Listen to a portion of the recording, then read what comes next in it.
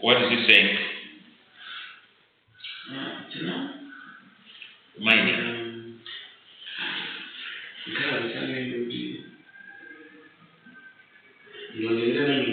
Yes, we use mining, artisanal mining.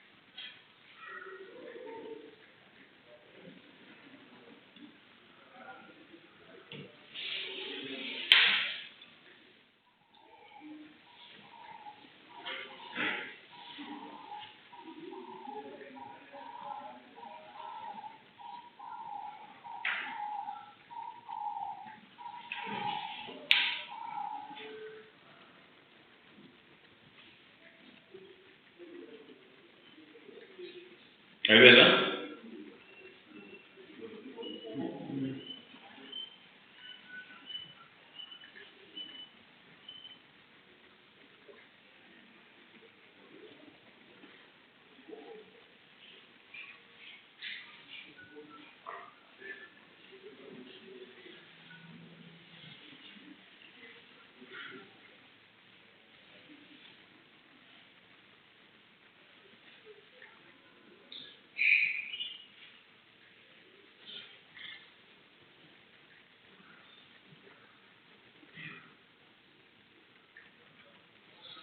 What is it?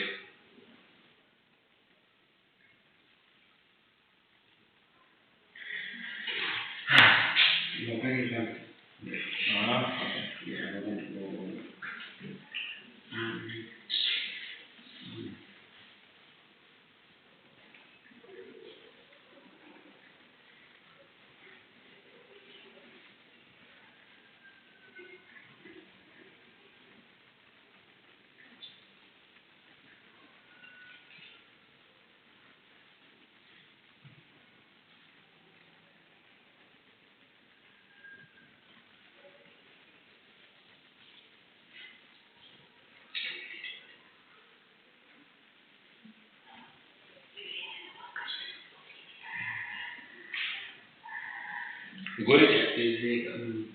What is it?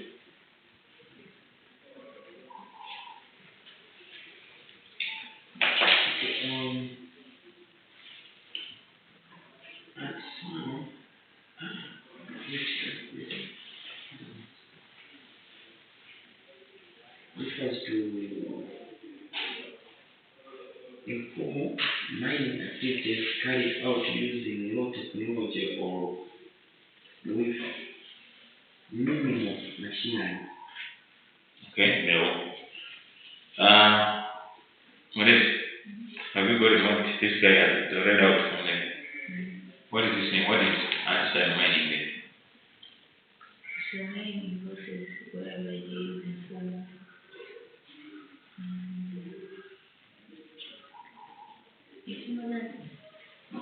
Mining activities carried out using low technology or with minimal machinery.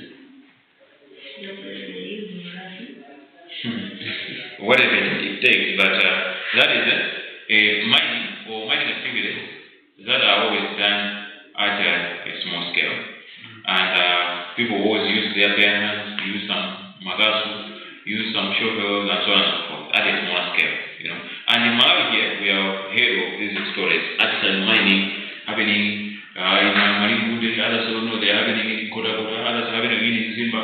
They say no, some mining is happening in Baraza Manguja, and so on and so forth. In Manguja, there's a famous forest there where people do this mining. They mine some stones, including gold. That's what I hear. It is called Namizim forest in Manguja. So whatever is happening there is small scale mining, and that is it, artisanal mining. So artisanal mining is still part of an agrarian kind of activity. It's something that is done at a small scale, but at a primary level of industrialization.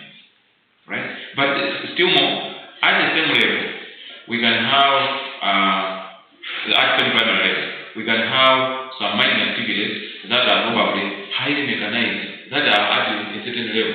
The third one, we cannot regard it as an agrarian. Did you say? Okay. Now, story yetu tukamba za protectionism. Ugu tinafika kustory tutakuwa na word la agrarian. So, protectionism is a policy that seeks to protect the growth of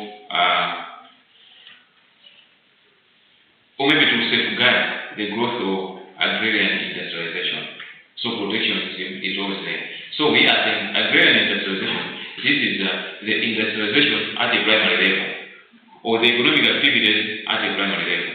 Now protectionism comes in to protect this growth here so that at least these primary industries, agrarian industries must always grow. Because if they are not protected, they will be killed in their infancy. So to avoid this, protectionism comes into question. Now, since we have the policy of liberalization, it can be possible that in Malawi, some people have discovered some minerals. For example, gold deposits, right? Now, people have started mining, small-scale miners, artisan miners.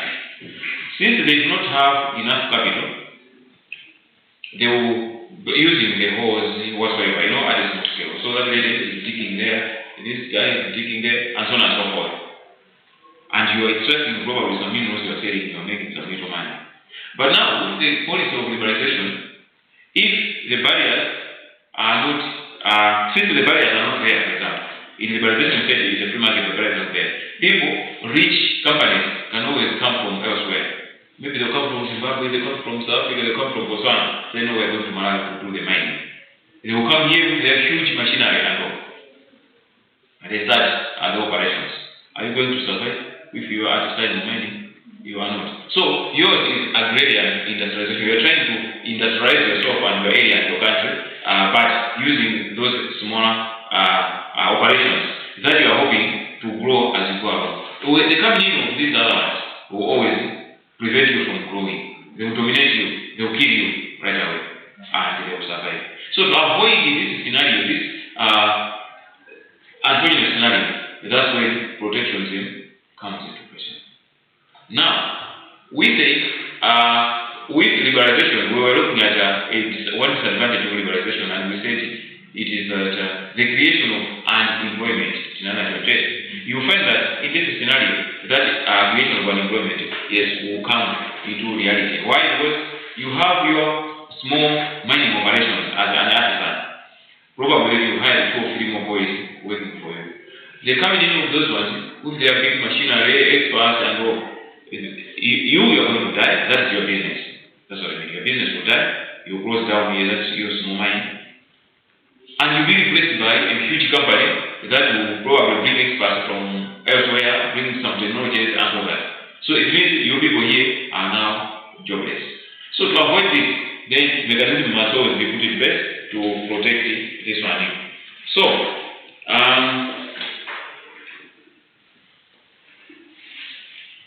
however, eliminating external rivalry decreases domestic producers' confidence in making science and technical advances. Of course, this point, also, I don't agree with it. You know, that competition variable, they would local producers, they will be producing substandard materials, substandard products simply because there's no competition. I don't think that is true. Maybe. What do you think? Can this all be true? Could you must have living here? You know, to competition. So you stop producing high quality goods just because of that. Some right? Yeah. Okay. For example, that is comparable by cloud becoming more innovative for that trip. In other words, you are saying, if the service providers, for example, those supplying us with power, if there were 3 or 4, they could keep competing, and probably service providers could be there. Maybe, I like the argument, thinking, that is, thinking outside the box. So while we say these people can relax, maybe that is very true. Anyway, Now, this protectionism, this mechanism of putting deliberate policies to protect domestic or business and operations takes three forms. We have three types of protectionism.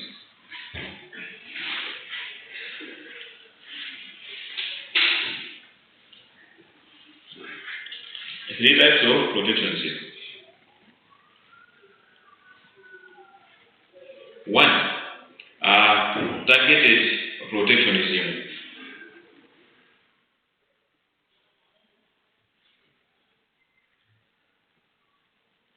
Targeted protectionism. Second one is consumer protectionism.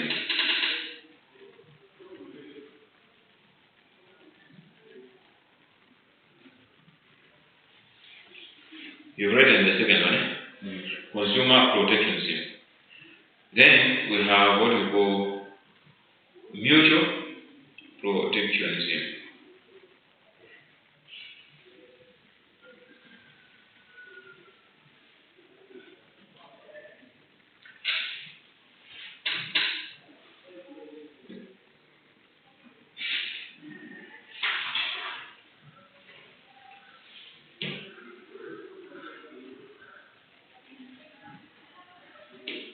Okay.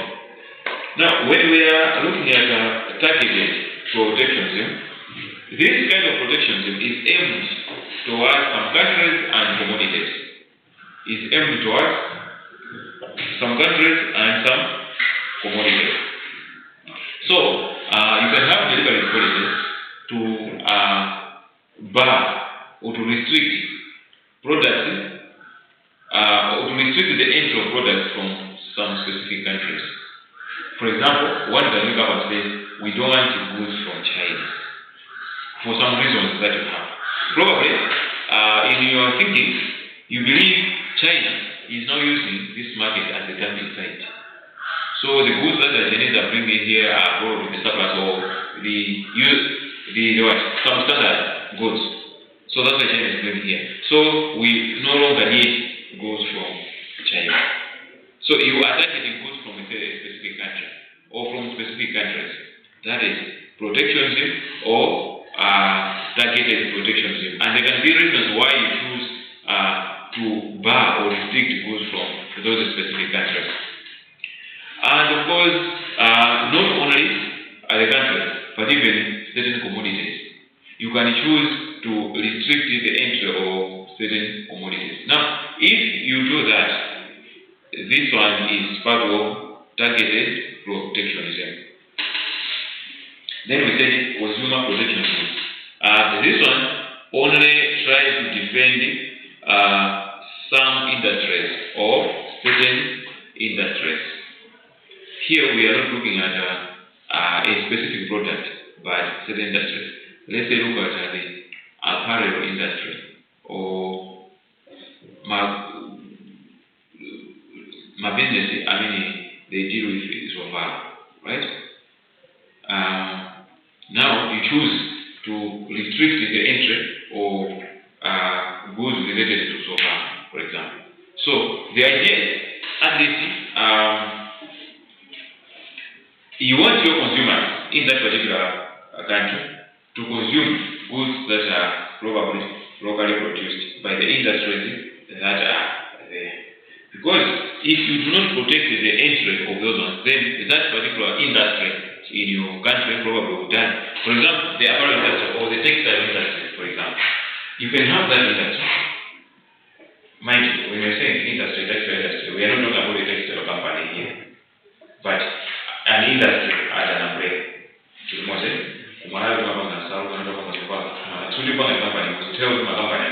And we are trying to promote the collaborative affiliable knowledge so far as to get so that one is the industry that we're talking about. So you can put up regulatory policies just to protect or to restrict the entry of clothing materials from elsewhere. The idea, you want to protect these local industries. That one is a consumer protectionism. Then we were saying we have mutual protectionism. Now when you say mutual protection, integration agreements extend this type to countries that do not support unions. So, there can be some countries that do not support trade unions. When we say trade unions, these are associations or organizations that will always agitate for better conditions or for change in how some other things are done. Those organizations are what we call, or those associations are now what we call trade or trade union. Now, there are some countries that do not support trade unions, that do not support the existence of trade unions. So, those countries can always come together to protect their interests in their respective countries. They come together, they speak with one voice. The message is to make sure they protect their country's economies. That one is usual protectionism. Countries protecting one another or helping one another to protect their individual economies from invasion from elsewhere. Now, let's look at the direct benefits of protectionism as a policy, or the objectives of protectionism as a policy. One is that of protecting sunrise industries. Protecting sunrise industries.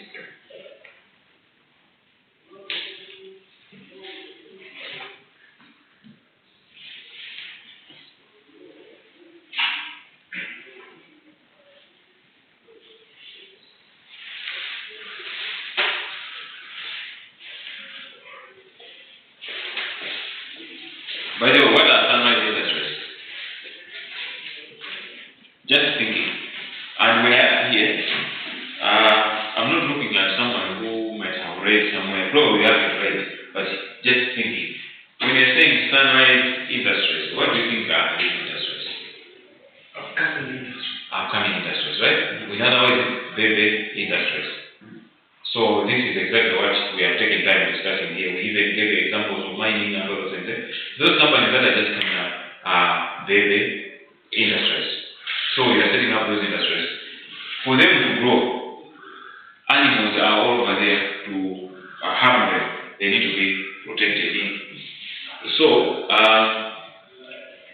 it allows new companies to create, expand, and become competitive in the world.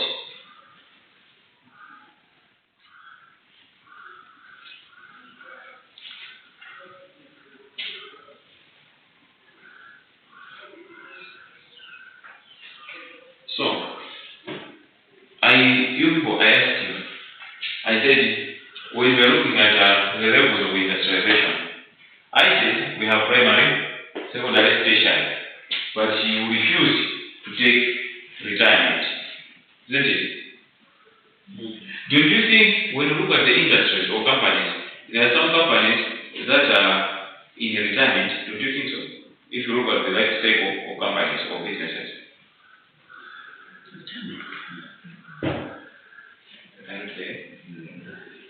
Okay, look. Have we ever heard of these words?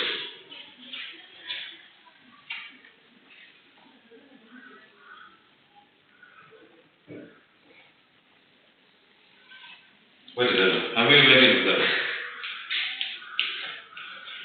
My dear, you tell my one as much as that. Okay.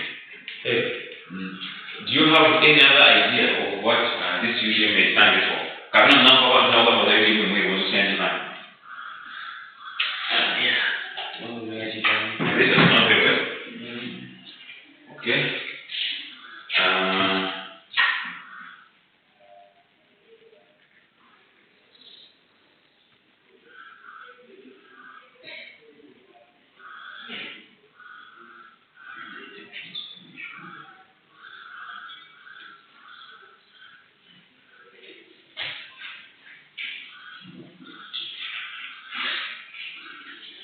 We used to have this company in this country, United Transport. Of course, it was a company, but a company already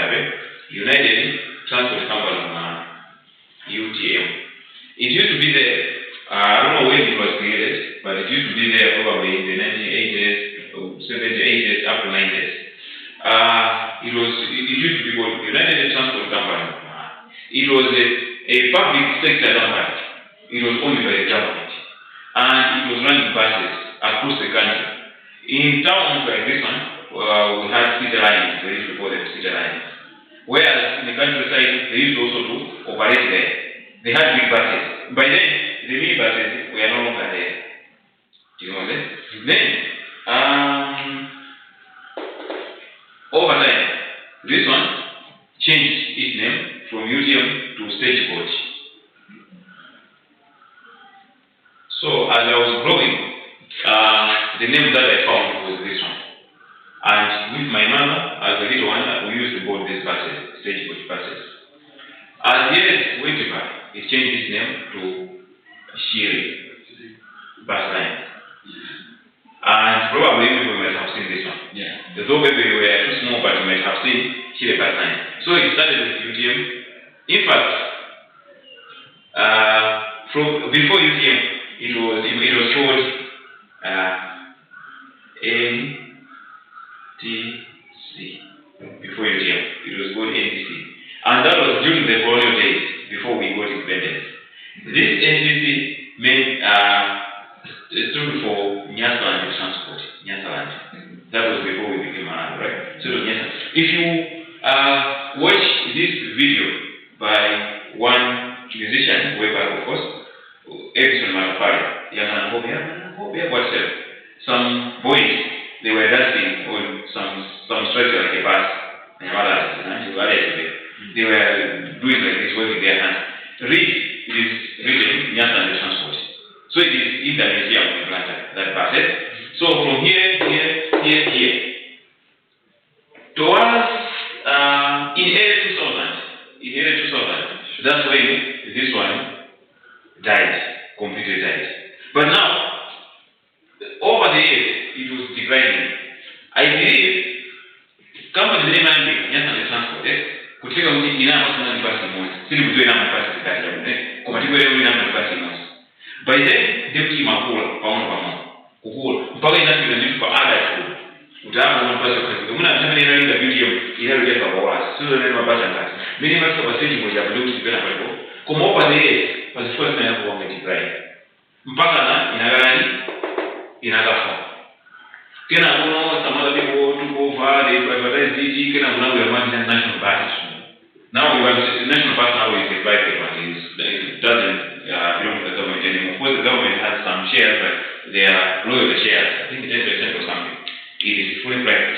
So if you look at the life cycle of that one, it was in its infancy. Here even it reached adulthood, then it was growing on to the point of retirement. So companies or businesses or industries can also reach a retirement age. So the retired people always need to be also protected. The retired people also need to be protected. Now, the industries can also be protected by, among others, putting in some delivery measures or delivery policies to make sure that they still exist. This one, when they were operating,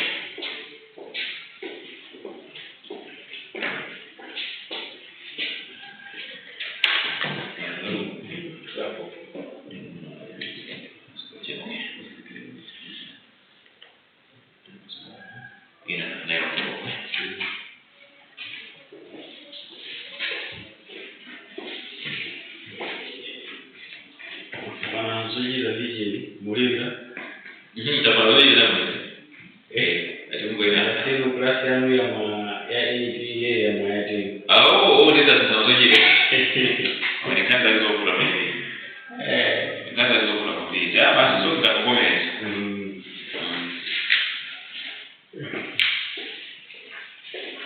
Okay, now tijai kitambo kile cha basi ni tuli baba ina nani? Ina can you suggest some of the reasons why this company died?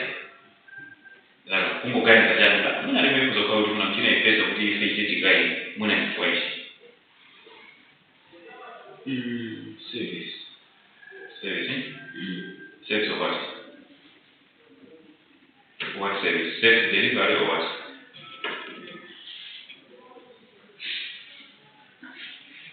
Yeah, when you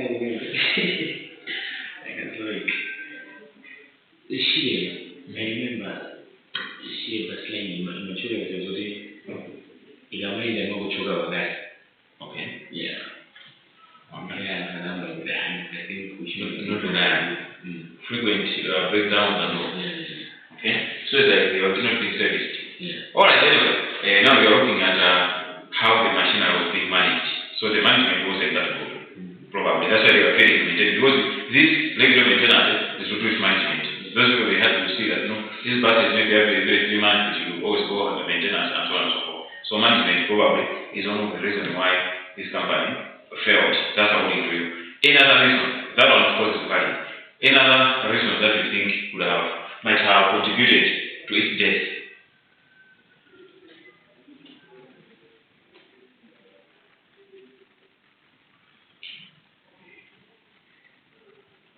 Maybe adaptation to the new modes. Adaptation to the new modes. So somebody failed to adapt. Yeah. Who failed to adapt? Yeah. The company itself. Yeah. Okay. Okay. Anyway, that one is also. I like the creativity that you're able to think something. What else do you think can be another reason? You're not doing a lot of talking, but you have a lot of content. This much I know. You were almost going to fill a place because woman can't go to the young or small. Yes. What do you think would be the other reason why this company failed?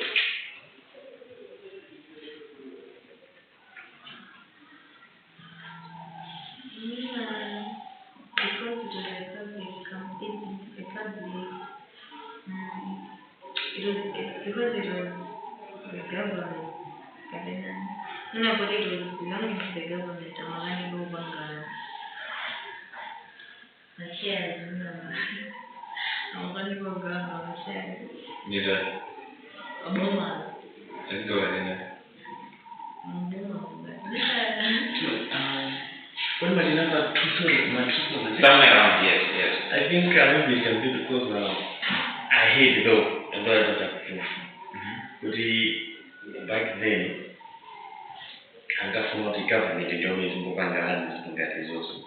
Then I think maybe due to my policy that things or Abanga would be in our way of when coming to new companies, that's how they can. That's why I mean in a kind of bank would be bank.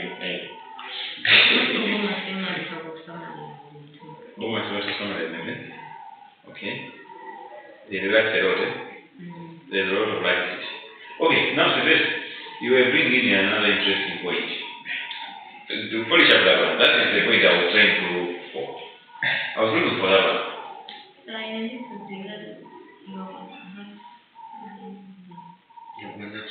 Very well. 11:32. Okay. Very 5 minutes. 11:32. Well, you're working for the West okay. So the guidance was really started to work on something now. Okay. So one reason why this company failed is that it failed to withstand competition. Now competition is from some other operators. After 1994, the coming in of what we call this liberalization and of course privatization. It's like the market was liberalized. The domestic market that is was liberalized. Why? Because previously it was a monopoly. Public transportation was a monopoly. It was only the government that was responsible for providing this service to its people, whether in urban or in countryside. That's why they established that company. This company is in Mandan and to and fro. But now, the coming in of liberalization in 1994, after we got democracy, people were told you are at liberty to run these small businesses. So the minibuses came in. Now, minibuses, they came with flexibility and convenience, isn't it? Unlike these ones they had legit bus stops, like these buses. They say, okay, from here, next bus stop is area 18.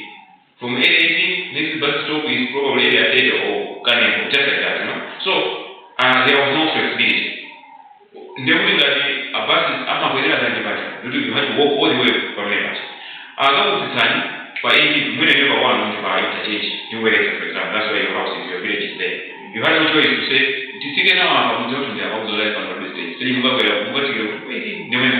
whereas the minibuses, they brought in a lot of flexibility. So because of that, people are abandoning this of that. It's my services, let's go for minibuses.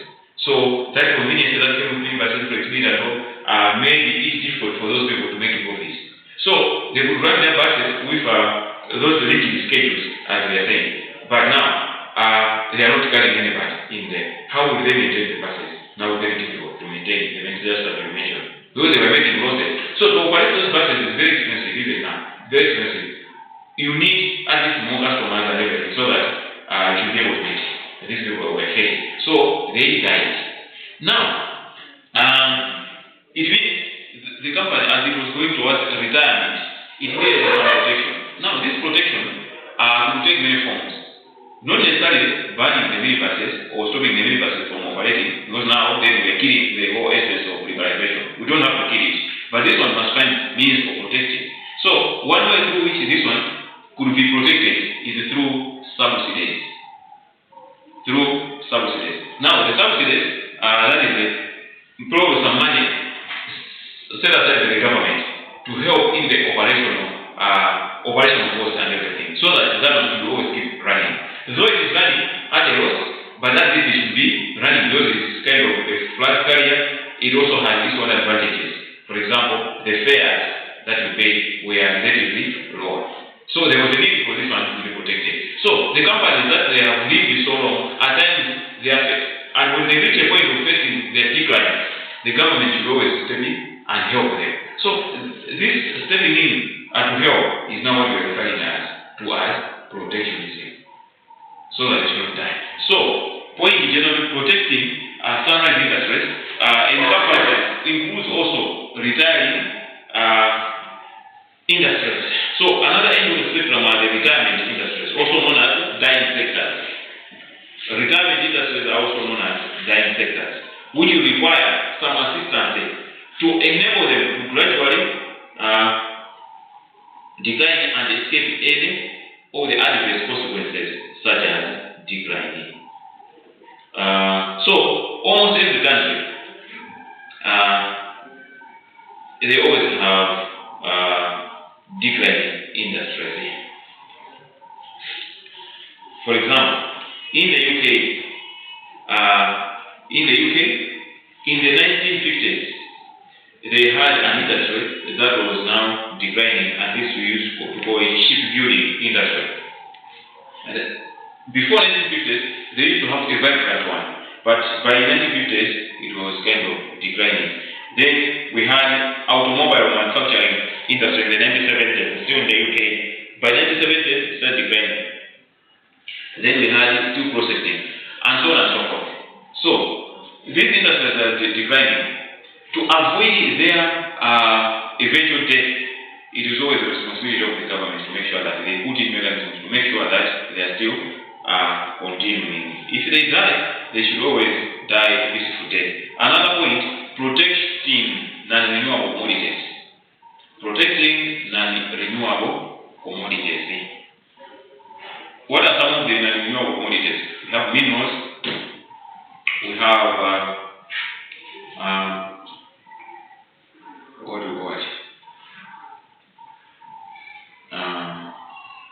petroleum products. Those are some of the non-renewable commodities. Once they are extracted and they get exhausted, nobody will replace them. We hear stories of minerals, for example, gold, diamond, coal, copper, whatsoever. Those ones, once they are extracted, they can no longer be renewed. So, governments will always try their best to protect those industries from being exploited and get exhausted. So, they can be extracted, but at least they should always have what we call quotas or some limit. Okay, we have given you this license, a prospecting license, to start extracting whatever minerals you want. But at least this is the quota. At least up to this limit, not beyond this limit. All what you're trying to do is to protect those resources because they are non-renewable. So chimodzimodzi even mafuta, petroleum products. There are those countries where there are those operations, drilling operations, especially in the Middle East or the Arab nations. Those people, they try their best to protect even their raw materials. I mean, resources, those natural resources, in terms of oil products. That's why they have this organization that we call OPEC, oil producing and exporting countries. Right? You have heard of this one, oil producing and exporting countries. Those ones, they normally sit down. I think the amount to this one through the market is a bit higher. They do that for various reasons. One reason is to stabilize the prices. Second reason is to protect the natural resources. Of course, thirdly, they use as a weapon of power. Those countries, they use that one as a weapon of power.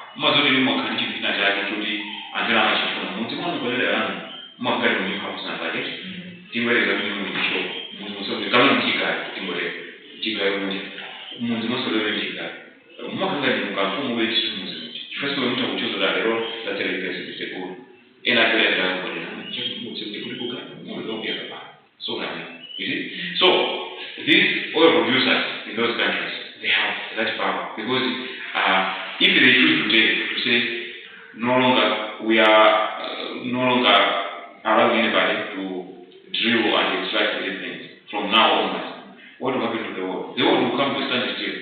Even those big countries, America, whatever, Russia, name them, they will still go and about and say, okay, so when is that?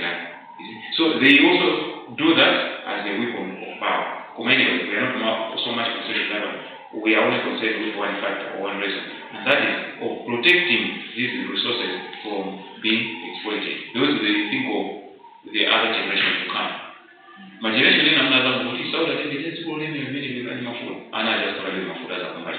So they try to protect it. This is like the matter of way. So another point, do you know what okay.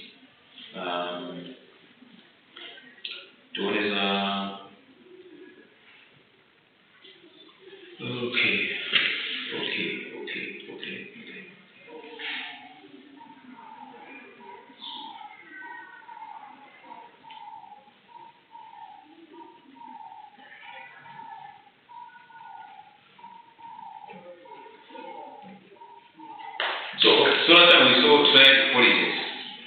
Then we have trade agreements. Write down something. Trade agreements.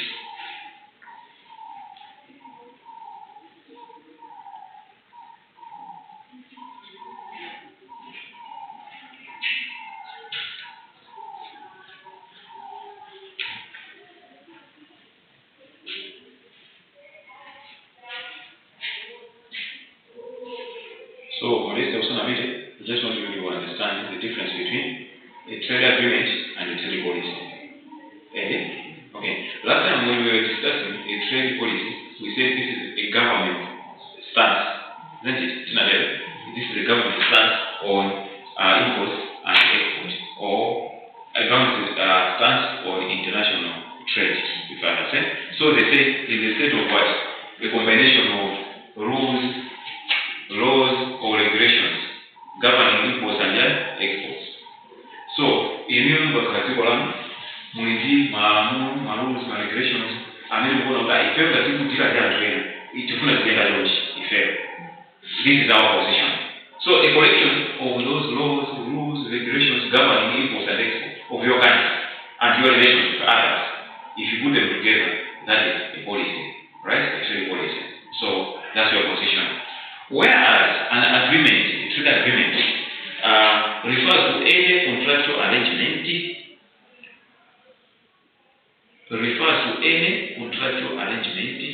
between states concerning their trade relations. Contractual arrangement between states concerning their trade relations.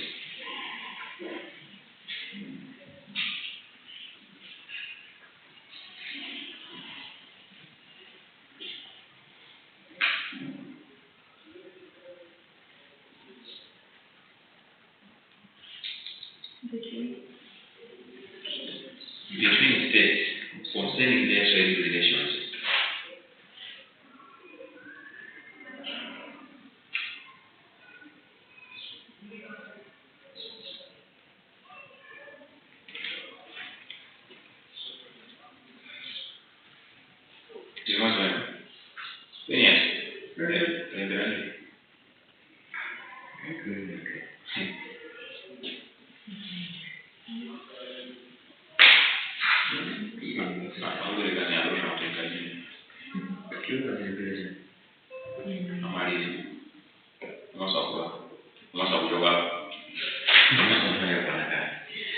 Okay, so listen, gentlemen and ladies, gentlemen and ladies rather. We are saying trade agreements may be bilateral or multilateral. It can be bilateral and multilateral.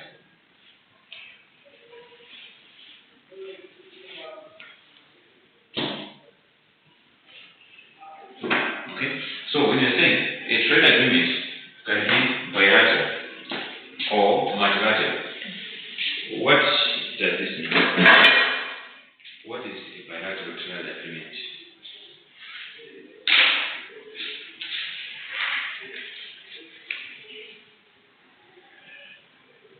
Petini pakichangu hakuna zipita.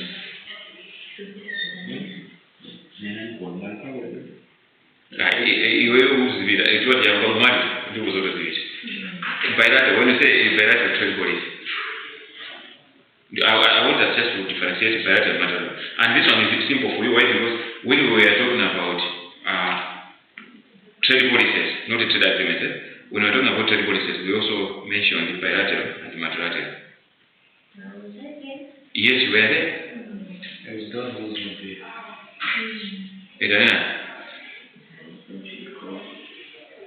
Okay, what do you think? I was up now. What was all this? Presentation everywhere. Next week. So when you think bilateral, say first.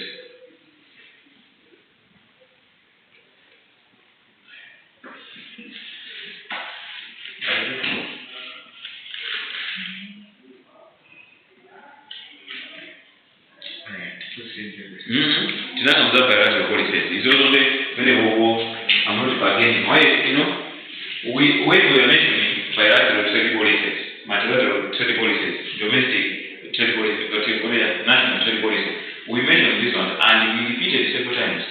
So, I'm only looking at bilateral, multilateral, not policy whatsoever.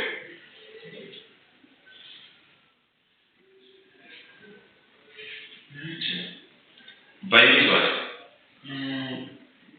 Between two countries, I think it's an agreement which is between two countries. Match means what? Not an agreement that can, I don't know, common equals a kind of agreement, economic organization. I don't know. No. Forget about the agreement, but what is match? Get match that? Okay, that's what I'm looking at. When you say match, it means something which is match. We say match, right? So example, that's why we have multi-party democracy. Democracy that allows many parties, more than two, right? By means two. For Melissa. Next time we allow for solutions, I wasn't there. By means two.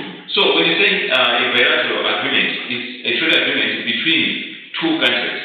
Whereas a multilateral trade agreement is a trade agreement that involves more than two countries. It's a contractual agreement. So the difference between a trade agreement and a trade policy is that a trade agreement is a contract.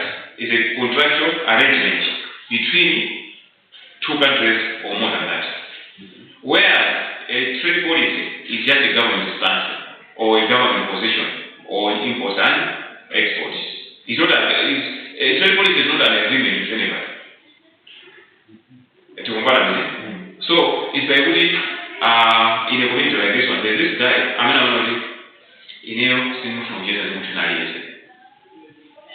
you understand? You are a guy and you say it's not from Jesus and it's no, it's not. It's very good to be and I'm not going to go outside and I just walk. I'm not outside and there are other problems in that.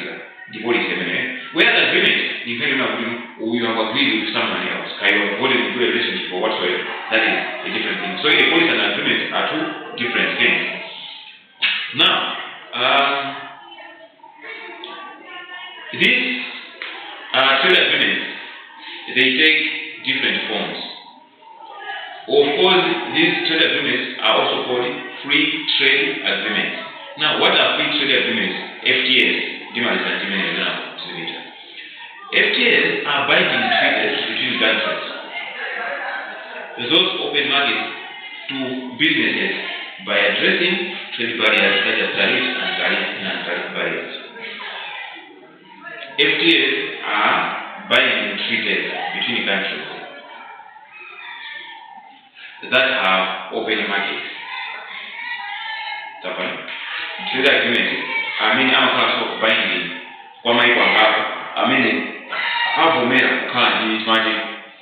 free trade market. So that's why they are called free trade agreements. Now, we have some trade blocks, for example. Here we have this what we call COMESA, Common Market for East and Southern Africa. You know that one, right? That one is a grouping of countries, and these countries, they always sit down and agree on how best they can accelerate trade amongst themselves. Damu zangu za kesi mabali ya tena ndani ya sisi sote tunataka I think ofuna hizi yote. Marondo la tamani kwa kuuliza kama kwa sababu Tanzania kwa Zambia kwa mahali kwa kuke another thing within that block. So that block where you agree that you have free trade and you have this free trade agreement FTA is now called a free trade market. Is now a free trade market or free trade area. So a free trade area, you always have a free trade agreement.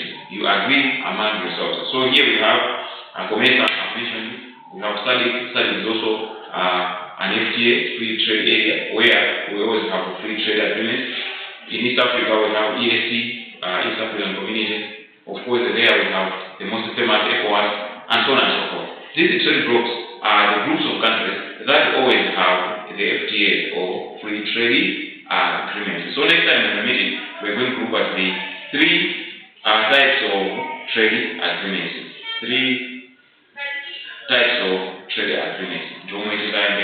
Next season. Now, what time are we meeting? 1 o'clock.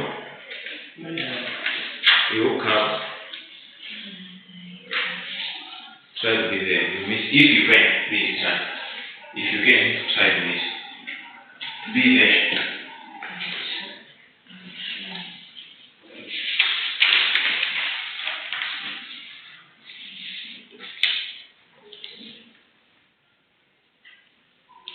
So this, no matter that,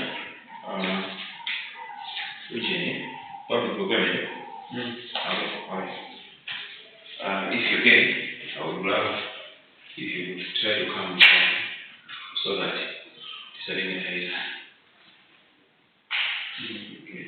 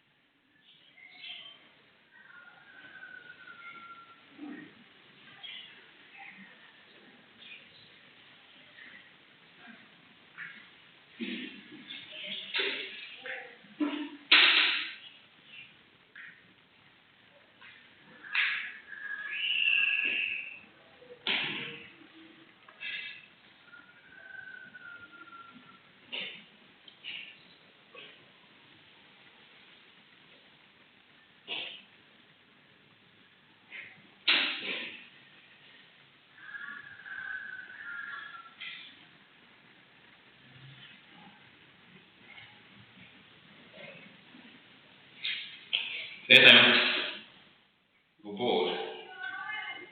Sure, nisiko kuna mwana. Bupo. Ni mafuna mpunga. Mpunga of course ndikana na 50 kg. Kwa maana challenge zijanua kuza ndio kwa sana kwa 2 days. Sunday nikatoka na mabamba. Ababa nitafuna amna kate kutali kirapo kutega mezi zilile. Of course kutali kirapo mdoda ni 1 week again 6 days. Ngale roli kachi kulaja the rest of it ndio kwa kusema my Monday or Tuesday next week. Season that is okay.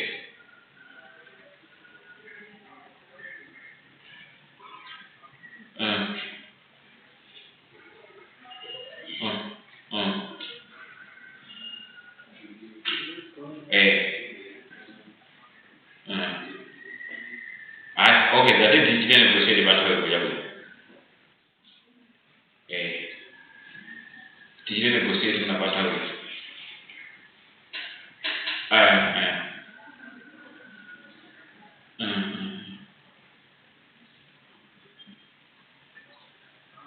No, so. Okay, anyway. Ini dari mana kita lihat kamu. Komedi untuk budi bang tanpa itu orang budi di wanita awal direct. Kau dah jangan start. Iya, aku tadi kerja.